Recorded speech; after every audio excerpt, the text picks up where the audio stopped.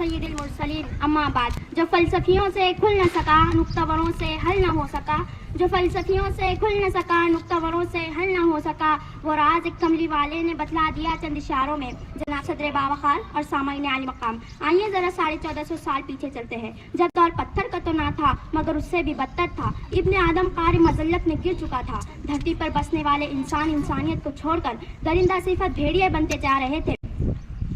عرب کی حالت تو اس درجے خراب ہو چکی تھی کہ شراب پانی کی طرح بہہ رہی تھی. جوا، سٹا، شب و روز کی تفریح بن گیا تھا. کبر و نخوت اور غرور و تکبر سے لبریز انسان معصوم بچیوں کو زندہ درگور کر کے اپنی بہیمانہ عادتوں کا مظاہرہ کر رہا تھا. ان کے یہاں ہر طرح کی برائی اور ناشائستہ حرکت روا سمجھی جاتی تھی.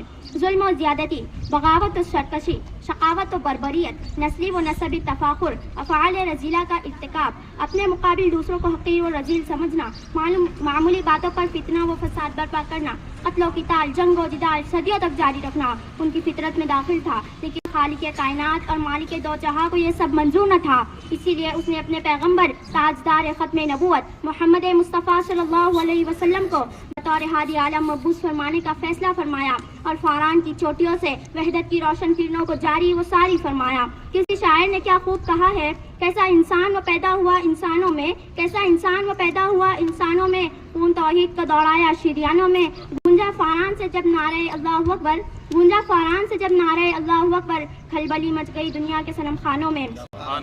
سامعین کرام، جب کائنات عرضی پر بسنے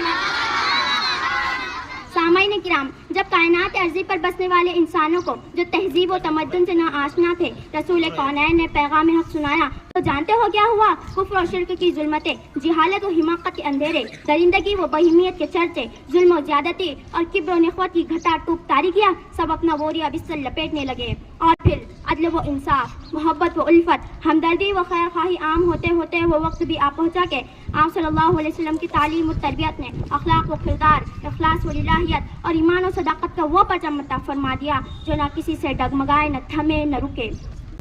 محترم حضرات، یہ ہمہ گیر آفاقی اور ہمہ جہت انقلابی تغیرات کیوں اور کیسے ہوئے؟ محض رحمت عالم کی سادگی، اخلاق حسنہ، آپ صلی اللہ علیہ وسلم کی پاکیزہ تعلیمات اور خلوص و للہیت کی وجہ سے ہوا. آپ صلی اللہ علیہ وسلم نے جینا، مرنا، رونا، غم سہنا سکھلا دیا. آپ صلی اللہ علیہ وسلم نے باپ بن کر، بیٹا بن کر، معلم بن کر، سپہ سالار، سپاہی، بادشاہ، رعایا، حاکم، محکوم، دوست، پڑوسی اور تاجر صادق امین بن کر غرض ہر روپ میں ہمیں ابدی پیغام دیا.